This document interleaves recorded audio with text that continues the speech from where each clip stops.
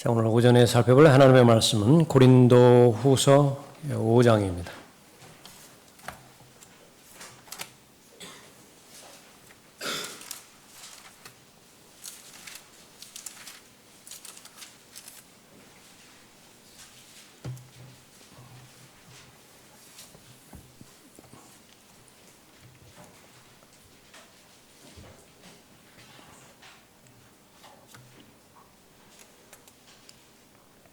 고린도후서 5장 1절부터 9절까지 받들어 읽겠습니다.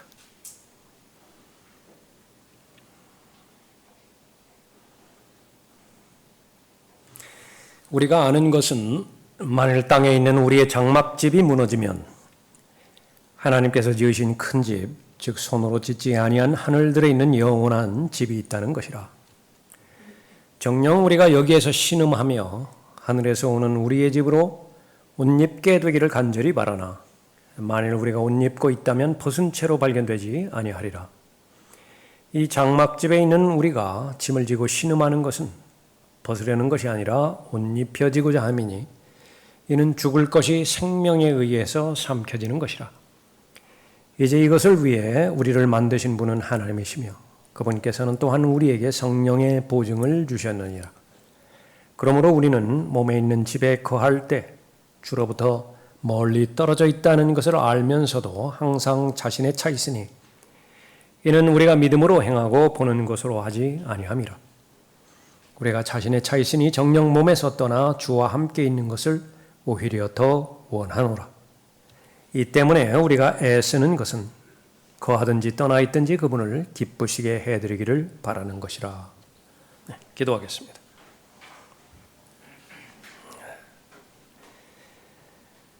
자비로우시고 은혜로우신 아버지 하나님, 오늘도 참된 경배자로 하나님 앞에 영과 진리로 경배드릴 수 있도록 모든 여건을 구비시켜 주심을 감사드립니다. 무엇보다도 한 사람 한 사람의 마음을 소중히 여기셔서 주인된 마음으로 하나님을 사랑하는 아름다운 동기에서 베풀어 주시는 은혜에 감사하는 감사의 마음의 동기에서 하나님을 경배해 주시니 감사드립니다. 이를 위해 수고하는 모든 손길들의 그 노고와 수고를 알고 계십니다. 준비한 또 수고한 모든 손길을 하나님께서 기억하여 주시고 보상해 주십시오. 준비된 마음으로 하나님의 말씀을 경청할 때에 성령 하나님께서 친히 들을 수 있는 길을 허락하여 주시고 순종할 수 있는 마음 허락하여 주셔서 말씀으로 인한 인내를 통한 결실의 열매 맺을 수 있도록 인도해 주시길 원합니다. 마귀가 가장 싫어하는 것은 말씀으로 인한 열매를 맺는 것입니다. 성령 하나님께서 방해되지는 모든 요소들을 막아주시고 또 보호해 주시는 가운데 하나님께서 영광 받아주시고 우리 주 예수 그리스도 이름이 드높여지는 귀한 시간으로 인도해 주십시오. 저를 주님으로 충만하게 채워주시기 원하오며 주 예수 그리스도의 이름으로 기도드렸습니다. 아멘. 예수 그리스도를 섬기는 동기라고 하는 제목으로 말씀드리겠습니다. 9절에 보면 이 때문에 우리가 애쓰는 것은 거하든지 떠나 있든지 그분을 기쁘시게 해드리기를 바라는 것이라 말씀하고 있죠. 구원받은 모든 하나님의 자녀들, 하나님께서는 모든 사람이 구원을 받고 또 진리의 지식이 이르기를 원하시는 것인데 구원받은 하나님의 자녀의 목적, 그것은 바로 하나님을 기쁘시게 해드리는 것이라 말씀하고 있습니다. 그러므로 너희가 먹든지 마시든지 무엇을 하든지 다 하나님의 영광을 위하여 하라. 하나님의 영광은 예수 그리스도시거든요. 사랑하는 아들 예수 그리스도 안에서 아버지 하나님은 늘 고백하십니다. 이는 내 사랑하는 아들이요 그 안에서 내가 매우 기뻐하노라.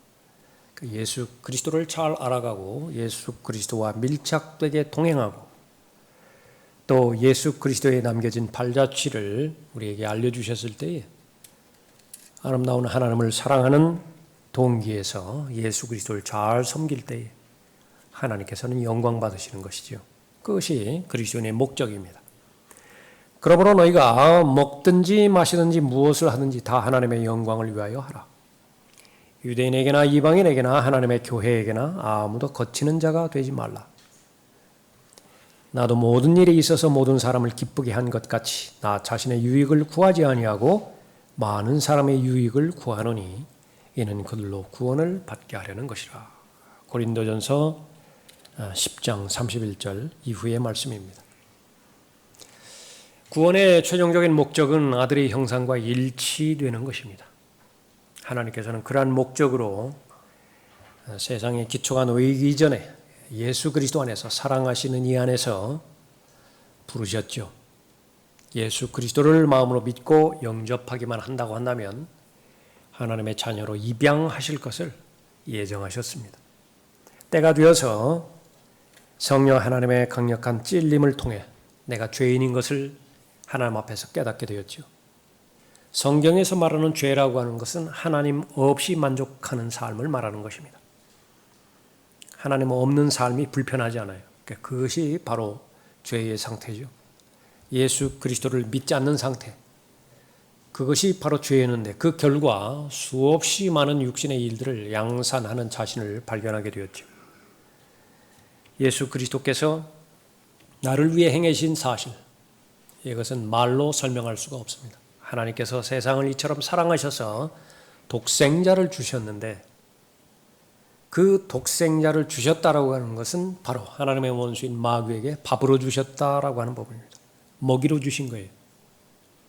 세상 죄를 제거하는 하나님의 어린 양, 죽기 위한 목적으로 오신 예수 그리스도를 말하는 것이요. 하나님의 어린 양이라고 말했을 때 그것은 죽일 목적으로 많은 양들 가운데서 한 마리를 예비한 것 아니겠습니까?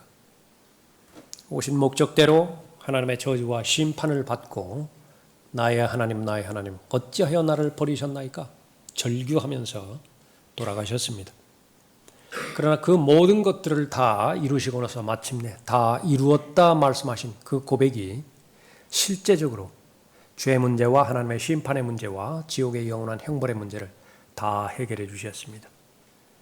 우리의 어떠한 노력과 상관없이 행위와 무관하게 그 베풀어 주신 은혜를 거절하지만 않는다라고 한다면, 다시 말하면 하나님께 대한 감사의 마음으로 받아들이기만 한다고 한다면 예수 그리스도를 영접하는 것이지요.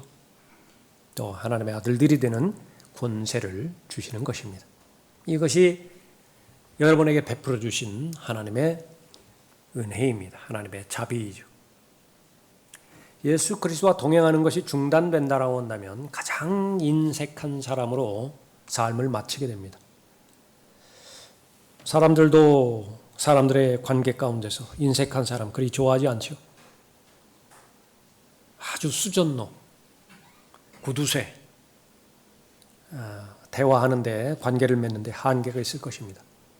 하나님께서도 마찬가지입니다. 무엇을 하든지 굳이 물질과 물질 안에서만이 아니라 다른 모든 부분에 있어서 인색함으로 하는 거, 억지로 하는 거 하나님께서 좋아하지 않으시죠. 다만 내가 하나님으로부터 받은 것을 확인할 수만 있다고 한다면, 얼마만큼 받았느냐 확인할 수만 있다고 한다면 그 전체를 다 표명할 수는 없어요. 사람의 한계가 있기 때문에. 그것의 몇 분의 1이라도 하나님 앞에 감사를 표명할 수만 있다고 한다면 그 사람은 감사의 사람으로 하나님께서 인정하는 것입니다. 예수 그리스도를 통해서 구원받은 하나님의 자녀는 더 이상 자신을 위해서 살지 않는 것을 그리스도인의 삶으로 정의하고 있죠. 나를 위해서 죽으시고 또 나를 사랑하신 예수 그리스도를 위한 삶으로 방향 전환을 한 사람이 바로 그리스도인입니다. 예수 그리스도와 동행할 때에 이 지상에서의 복은 이루 말할 수 없이 헤아릴 수 없는 풍요로운 삶을 살게 됩니다. 지상에서의 삶의 복이 그런 것이죠. 거기에서 그치는 것이 아니라 또 예수 그리스도를 대면했을 때, 또 예수 그리스도와 함께 천년왕국에서 하나님의 나라가 실현되어졌을 때에, 통치하고 군림할 때에 가장 최상의 삶을 잘 사는 것입니다. 여러분이 예수 그리스도와 동행하고 또 동행하지 않고 예수 그리스도의 말씀에 순종하고 불순종하고 그 여부에 관계없이 예수 그리스도는 여전히 예수 그리스도예요. 여러분이 신실하게 하나님을 섬긴다고 해서 예수 그리스도는 더 덕을 보고 그런 것 없습니다. 여전히 예수 그리스도는 예수 그리스도세요. 그 모든 목적은 여러분을 위한 것입니다. 여러분이 잘 되라고, 여러분이 건강한 삶을 살고 풍성한 삶을 살라고 말하는 것이죠. 그래서 그리스도인은 예수 그리스도로 말미암아 거듭났다라고 한다면 예수 그리스도와 함께 동행하고 궁극적으로는 이제 새하늘과 새 땅, 새 예루살렘에서 그분 자체가 빛이 되시죠. 그분 자체가 되죠. 이제 태양이 필요 없다고요. 그분의 자체가 빛이신 그분과 영원토록 거하게 되어지는 것입니다. 그러한 하나님의 말씀에 근거해서 오늘도 예수 그리스도를 드높이고자 이 자리에 나오는 것 아니겠습니까?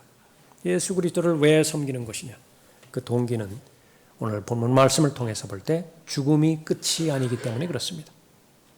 죽음이 끝이 아니기 때문에 예수 그리스도를 섬기는 것이에요.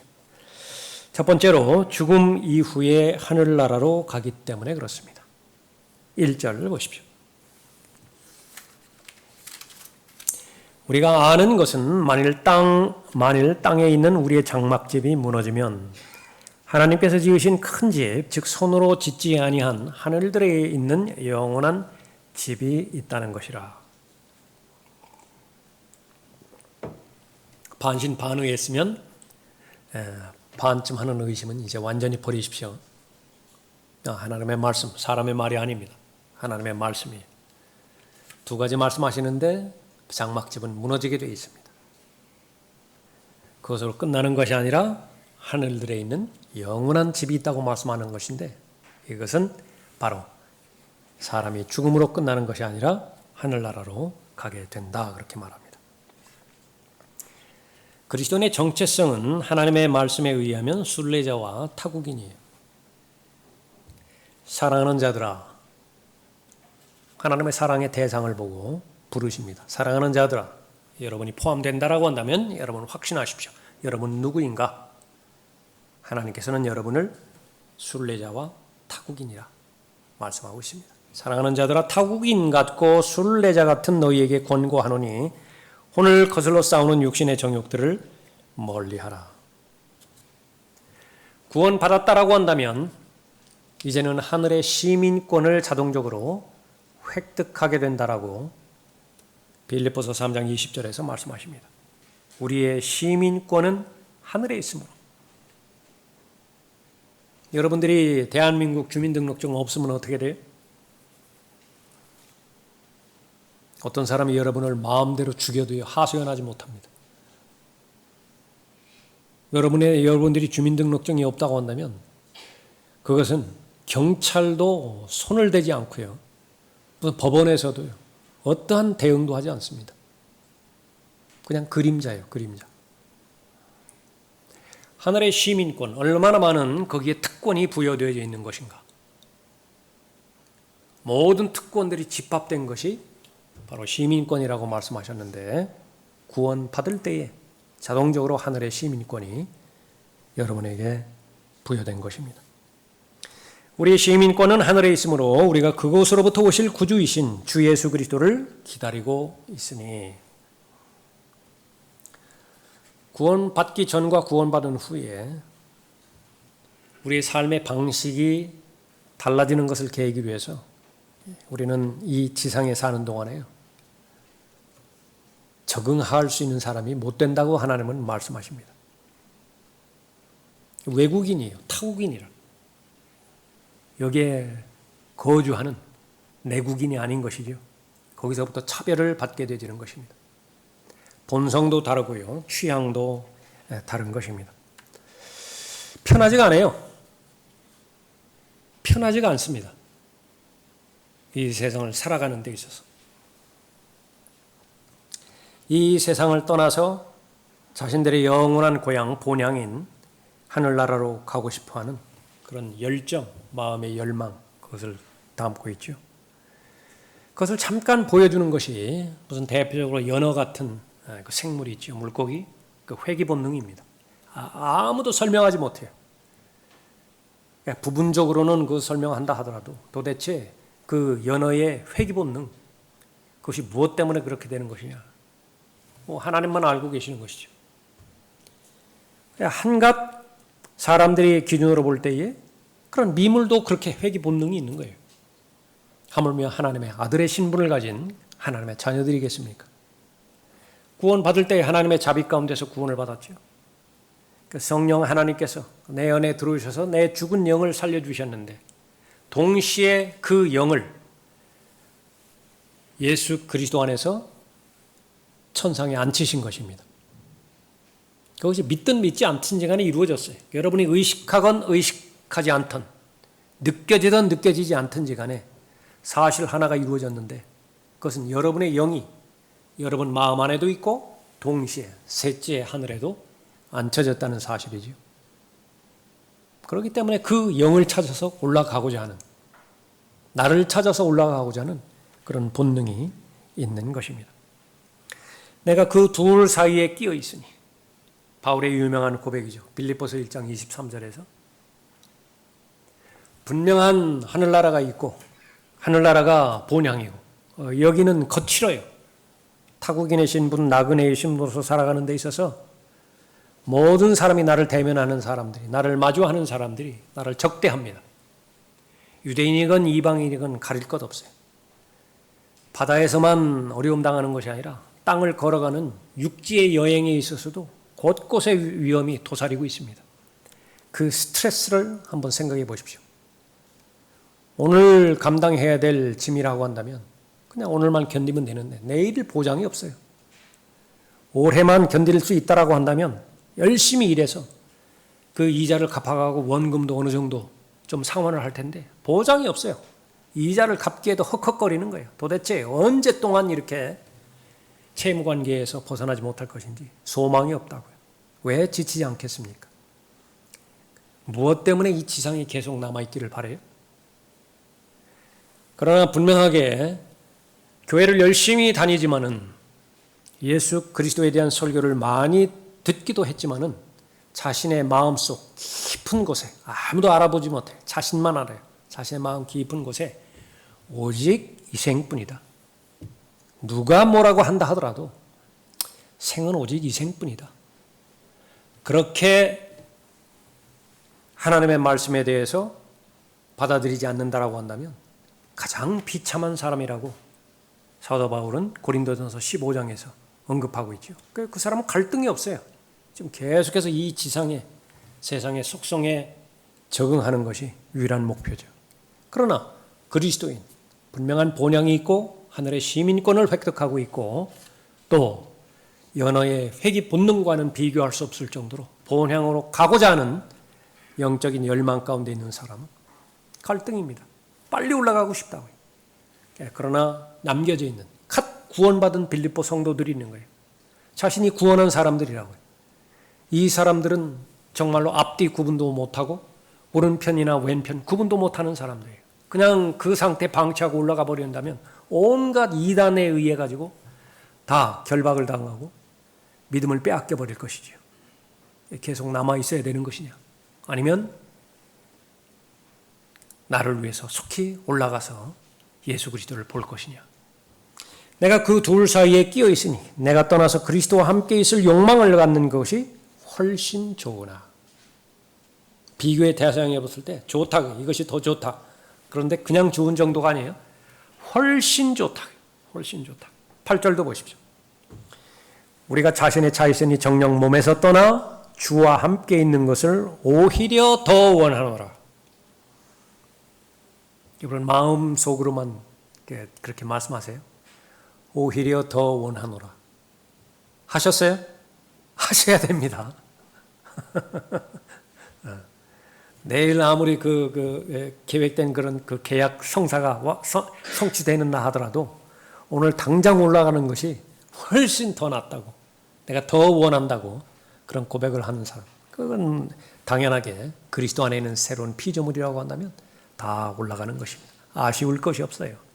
아무리 감옥의 시설이 좋아지고 감옥의 인권에 대해서 확장을 해주고 그렇게 편의를 봐준다 하더라도 추록만큼은 낫지 않아요. 예. 바울은 이 세상에 사는 동안에 그리스도 안에서의 새로운 피조물들, 믿는 자들이 많은 어려움을 마주하게 될 것이라고 성경 곳곳에서 말하고 있습니다. 우리가 살고 있는 이 세상은 악한 현 세상이고요. 저주받은 세상이. 그 세상을 살아가고 있는 사람들을 상대로 해서 우리가 살아가야 되는데 그 어려움이 한두 가지겠습니까? 우리가 아는 것은 만일 땅에 있는 우리의 장막집이 무너지면 하나님께서 지으신 큰 집, 즉 손으로 짓지 아니한 하늘들에 있는 영원한 집이 있다는 것이라. 우리의 몸을 장막이라고 말씀하셨어요. 텐트를 말하는 것이죠. 여기 휴양지가 있다고 해가지고 그래서 큰 마트에서 파는 그런 텐트 생각하지 마십시오. 임시 거주지. 비가 오면 다 새고요. 바람 불면은 다 고스란히 그 바람을 다 맞아야 되는. 그러나 겨우 잠 잘 수 있고 또 추위를 겨우 피할 수 있는 그런 거주지입니다. 장막이에요. 죽을 때 이 장막은 무너지게 되어 있습니다. 그렇기 때문에 잠정적인 일시적인 그런 시간만 존재하는 것이죠. 이 육체는 사라질 거예요. 이 육체가 존재하는 동안에도 수없이 많은 부족함, 결핍들 때문에 고통스럽습니다. 먹을 것, 입을 것으로 대표되어지는 그보다 더 심한 것은 마음의 걱정과 염려와 근심이에요. 요즘 사람들이 말하는 사람을 죽이는 것은 본인이 받는 스트레스라고 그렇게 말하는 것처럼 한 번 그런 모든 것들이 몰려올 때 모든 독한 신경 호르몬들이 몸 안에서 흘러나와서 손에 식은땀 흐르게 만들고요. 발바닥에 땀 흐르게 만들고 아주 혀가 마르게 만들고요. 가슴이 뛰게 만들고 밤에 잠을 자지 못하게 만들고 그러니까 그것이 바로 장막입니다. 그러나 하나님의 복된 소식, 영원히 지속되지 않는다는 거예요. 그 잠깐뿐입니다. 우리 장막 가운데 머물러 있는 시간, 하나님의 자녀들에게는 곧 끝나게 된다라고 하는 그 부분입니다. 그러나 그 곧 끝나게 되는 그 부분을 맞이한다 하더라도 슬픔이에요. 사랑하는 사람들이 먼저 장막을 떠났을 때에 이제 더 이상 육신적인 눈으로 볼 수 없죠. 그러니까 슬프게 되어 있습니다. 거기에 하나님의 위로의 말씀으로 그 슬픔이 극복이 되는 것이죠. 데살로니가전서 4장의 말씀이 대표적인 말씀입니다. 아무리 사랑하는 사람이라 하더라도 몸에서 육신의 장막이 무너져서 사망이 이르게 되면 슬프게 되는 것입니다. 그 얼마 되지 않는 인생, 그것은 비극의 인생이라 그렇게 말하고 있습니다. 2절 보십시오. 정녕 우리가 여기에서 신음하며, 인생을 신음이라고 하는 말로 규정지어요. 그러니까 신음이에요. 신음. 끙끙 앓는 것이지요. 깊은 곳에서 한숨이 나오는 것인데 그 한숨의 깊이가 너무 깊어요. 신음입니다. 하늘에서 오는 우리의 집으로 옷 입게 되기를 간절히 바라나 만일 우리가 옷 입고 있다면 벗은 채로 발견되지 아니하리라. 이 장막집에 있는 우리가 짐을 지고 신음하는 것은, 신음하는 원인이 거기 나오죠. 감당할 수 없는 짐을 지고 있어요. 무겁다고요. 버겁다고요. 예. 그래서 이 부분을 놓고 예수님께서 초청하신 것입니다. 수고하고 무거운 짐진 자들아. 예. 온 세상을 얻으면은 이 짐이 자동적으로 풀릴 것이라고 막연하게 생각하지만 그렇지 않아요. 그것은 사실이 아닙니다. 소유와 이 죄인이 지고 가야 되는 짐은 아무런 관계가 없습니다. 사람은 몸뚱아리를 사람으로 규정짓는 것이 아니라 그 사람의 혼이 바로 그 사람이기 때문에 그래요. 사람의 몸의 체지방이 10% 이하로 떨어지면 노화의 속도가 3배, 4배로 가속화된다고 합니다. 체지방의 역할은 노화를 방지하는 데 있어요.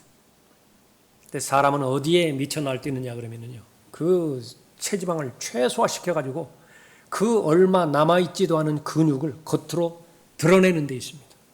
사진 찍기용이죠. 남에게 과시용입니다. 그것이 무엇라고?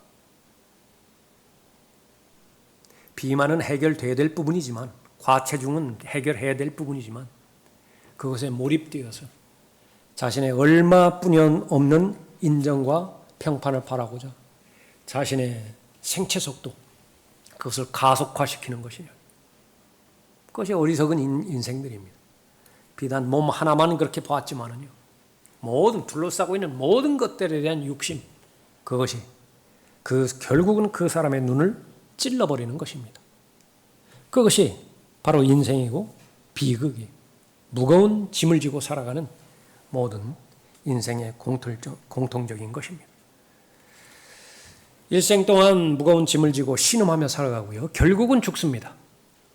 죽을 것이 바로 나에게 다가오게 되어지는 것이죠.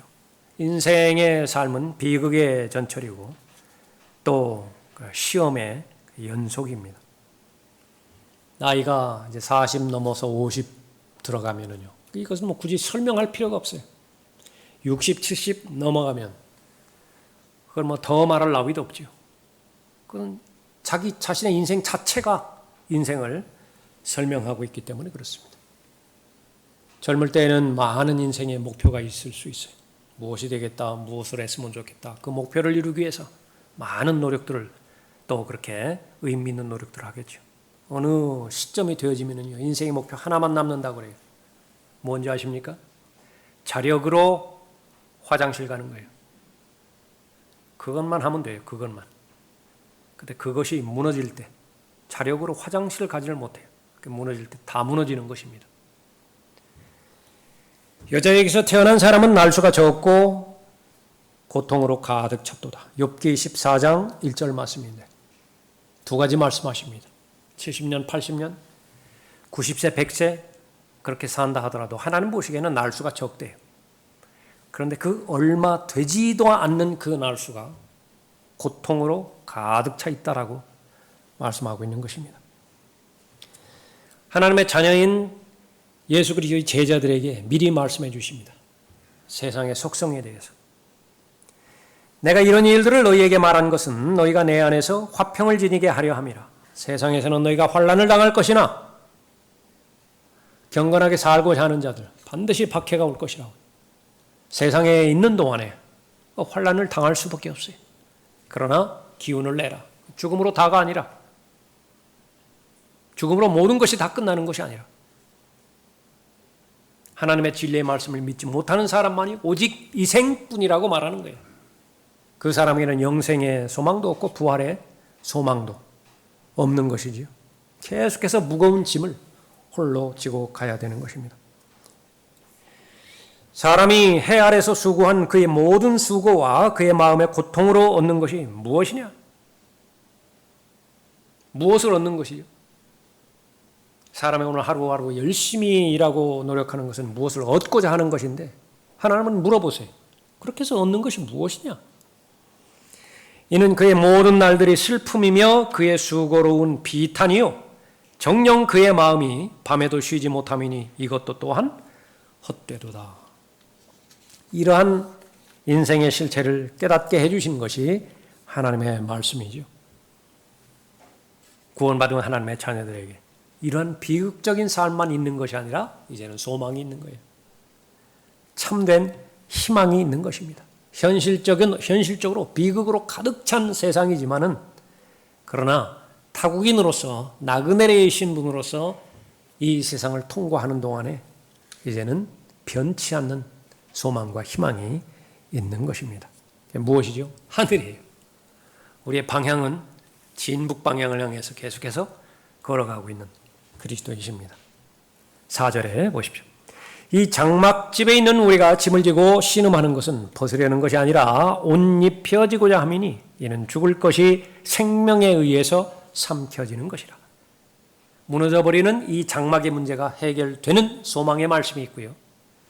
죽을 수밖에 없는 저주받은 운명, 그것이 영원히 살게 되어지는 하나님의 은혜의 말씀, 축복의 말씀으로 변모되어지는 소망의 말씀이 있는 것입니다. 예수 그리스도와 왜 동행합니까? 예수 그리스도를 왜 섬기는 것입니까? 죽음으로 모든 것이 다 끝나지 않기 때문에 그렇죠. 장막집이 무너지면 죽음의 순간 하늘나라로 가기 때문에 그런 것입니다.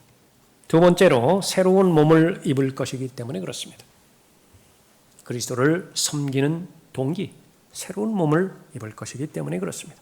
2절 보십시오.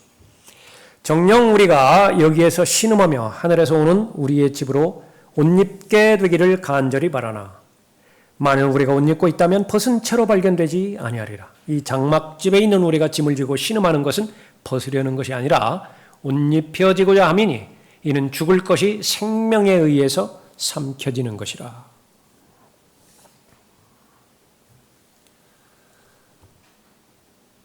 바울도 그렇고 베드로도 그렇고 자신의 몸을 하찮은 것으로 설명해 주기 위해서, 사람들에게 설득시키기 위해서 이 장막이라고 하는 말을 많이 사용합니다.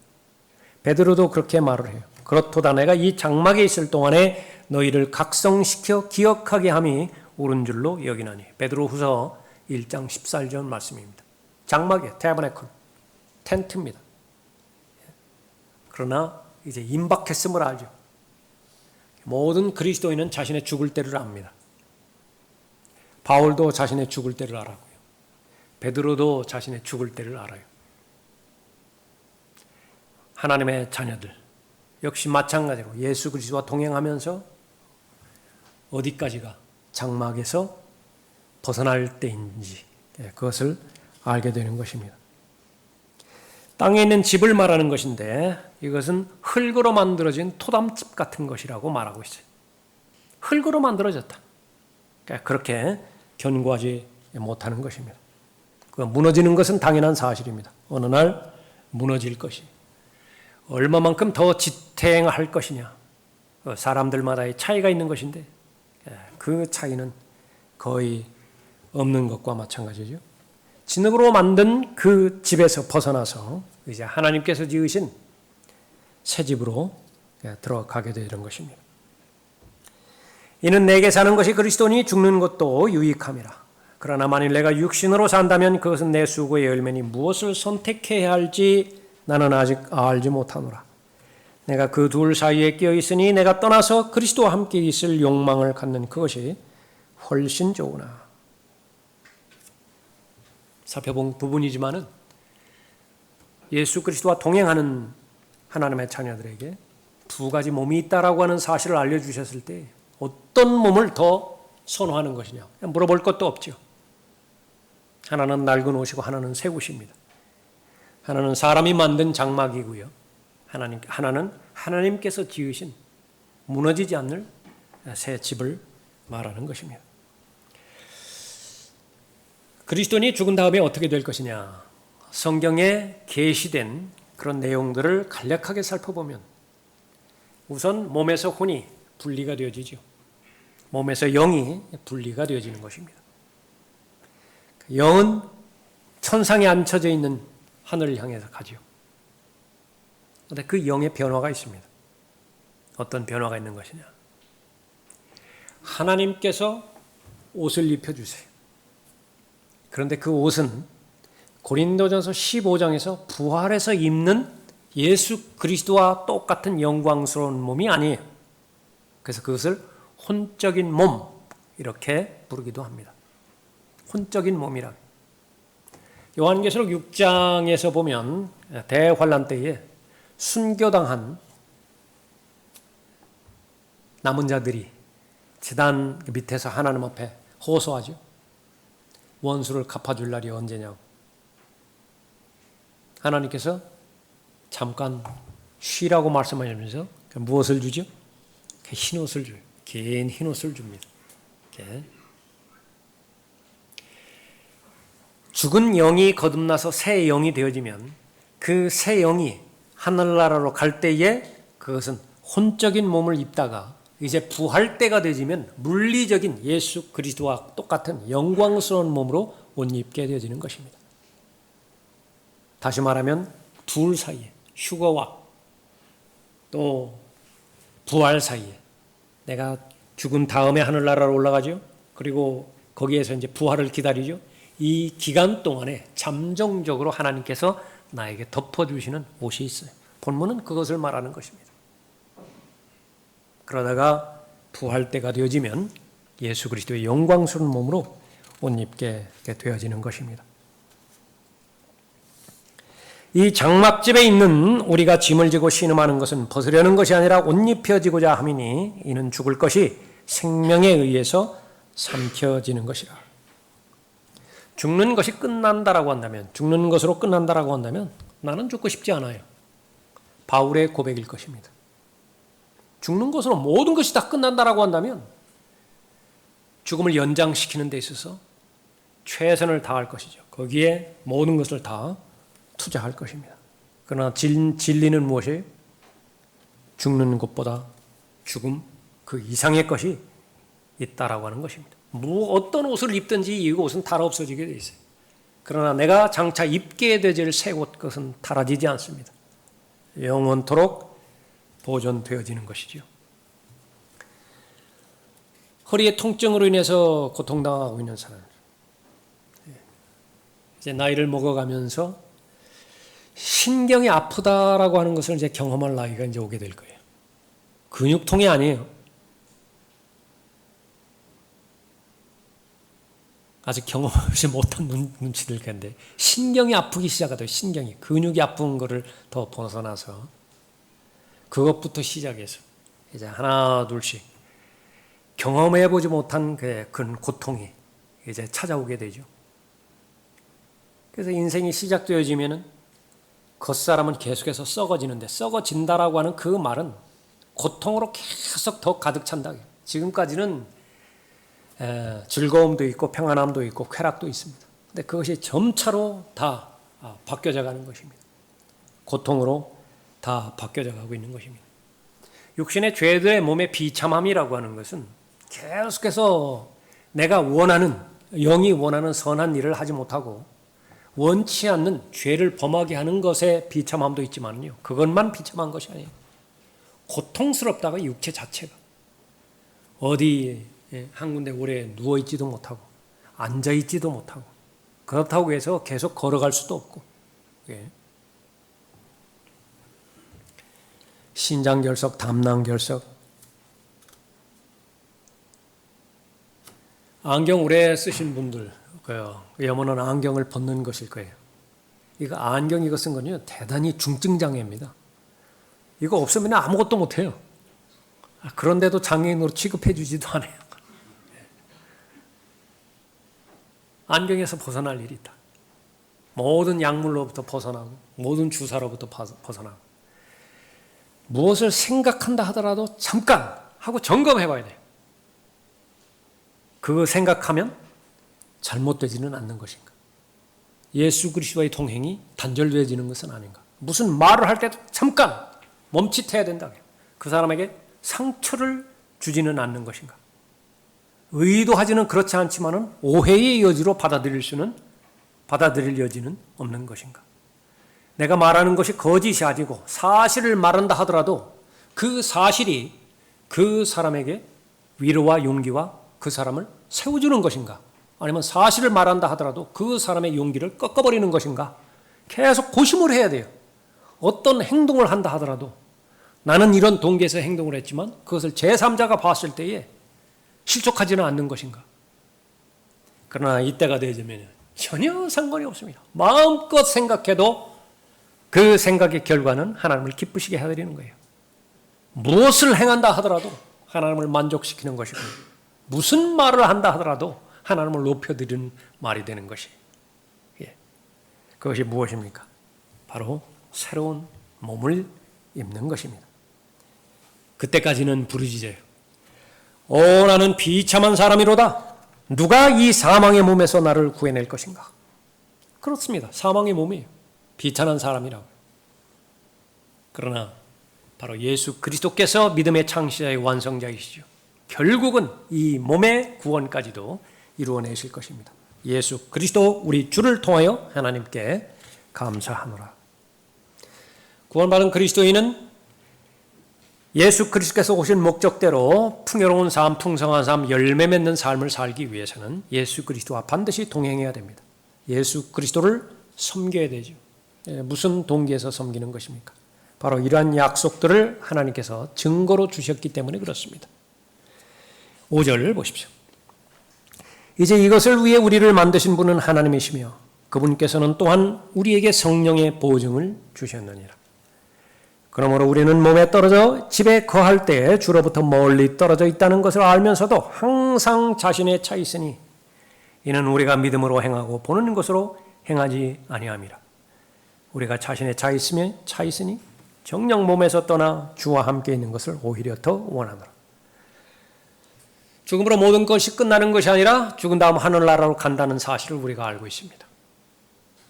우리 장막집이 무너지면 무너지지 않는 하나님께서 지으신 새 집인 새 옷을 입고 새 몸을 입는다는 사실도 알고 있습니다.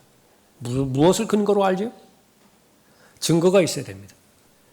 그래서 사람 사이에 거래에 있어서도 반드시 사람의 증거를 필요로 한다고 요한일서 5장에서 말씀하고 있죠. 하물며 하나님의 일들에는 하나님의 증거가 있습니다.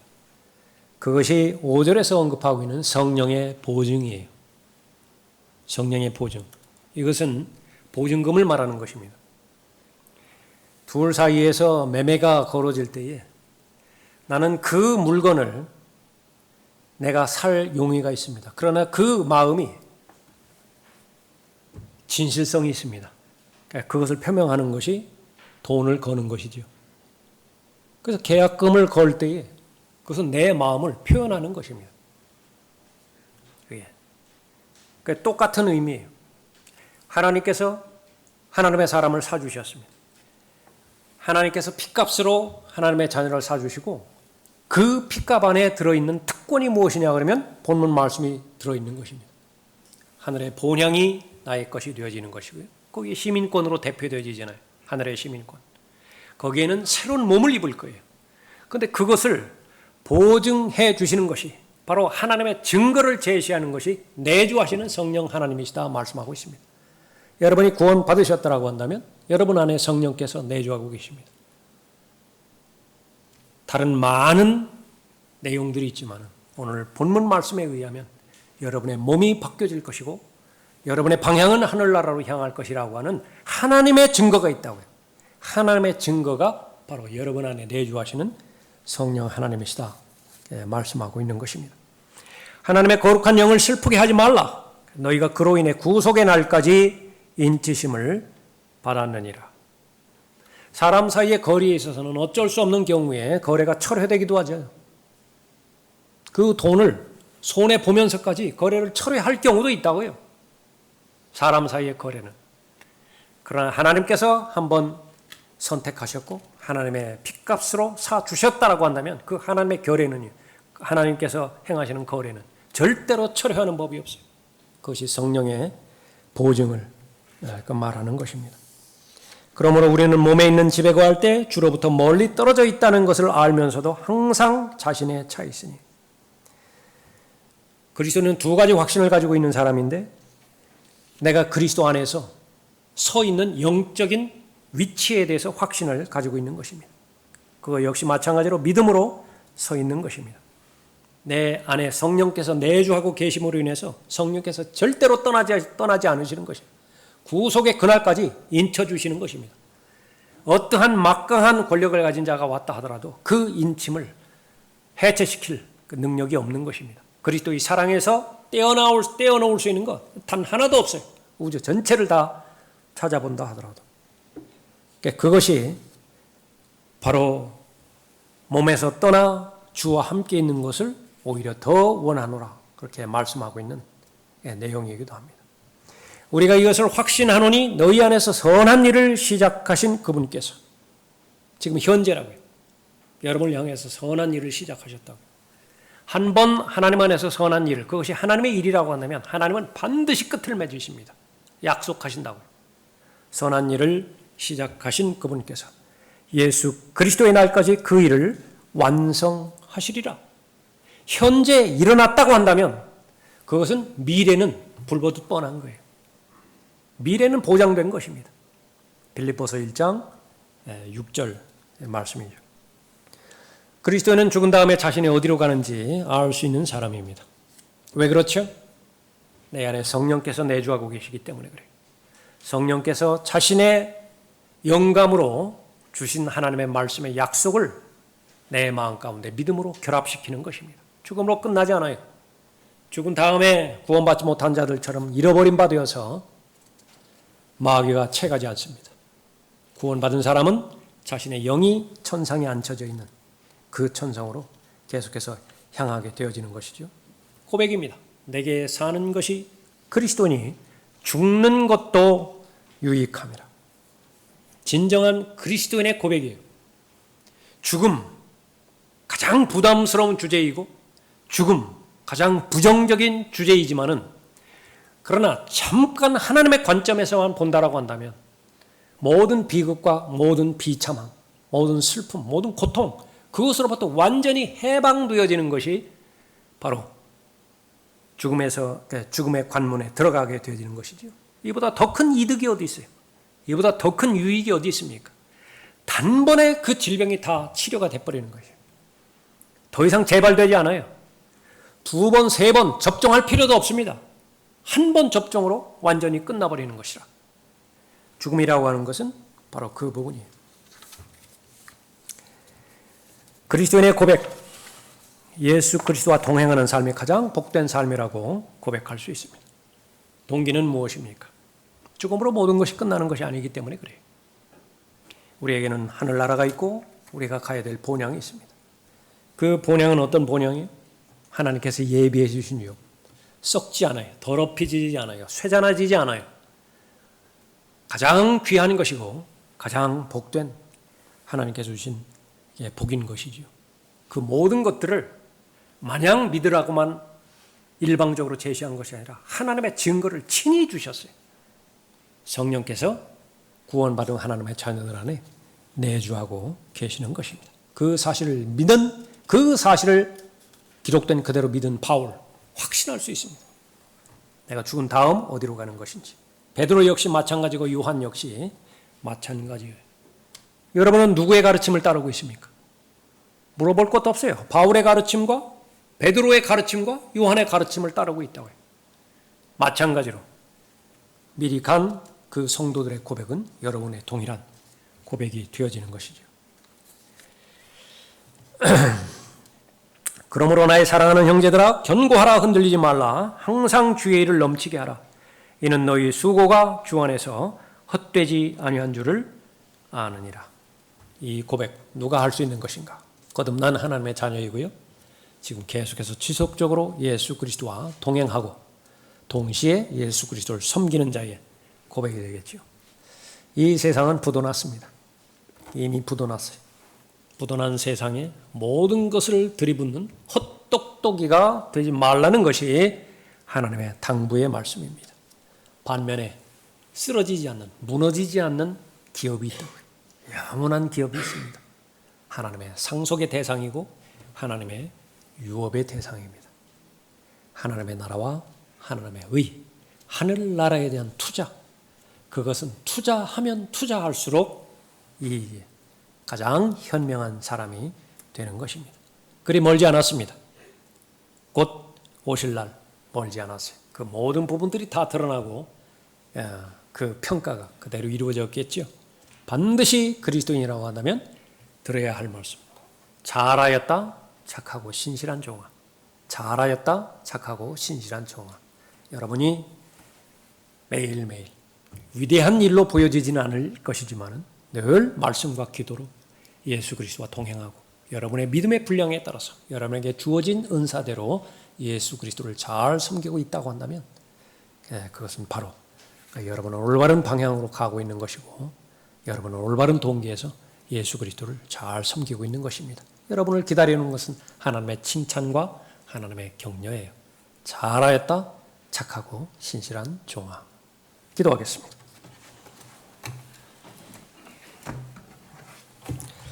아버지 하나님, 하나님의 은혜 가운데서 저를 구원해 주시고 동일한 하나님의 말씀의 능력 가운데서 예수 그리스도를 잘 배우고 동행하며 섬길 수 있도록 기회를 허락해 주시니 감사를 드립니다.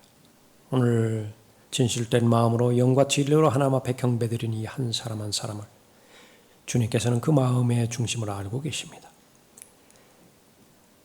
세상은 더 악해져 가고 주님의 오심이 가까우면 가까울수록 세상에서 믿음을 보겠느냐라고 하는 그 믿음의 실체가 영적인 배교의 절정에 이르는 때이지만 그러나 여전히 소수의 사람들이 주님을 섬기고 있고 주님과 동행하고 있습니다.